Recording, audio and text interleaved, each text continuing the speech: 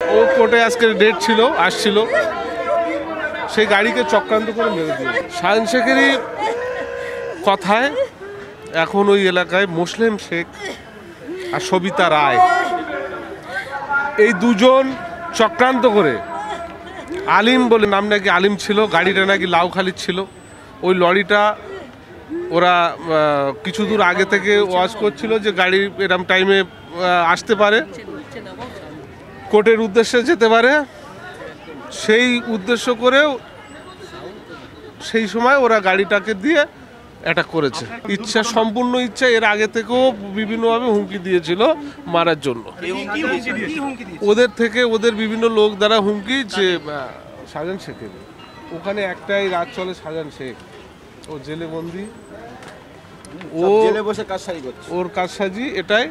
নেজাহাট পঞ্চায়েত সমিতির সভাপতি সবিতা রায় আর মুসলিম শেখ হচ্ছে সহ সভাপতি।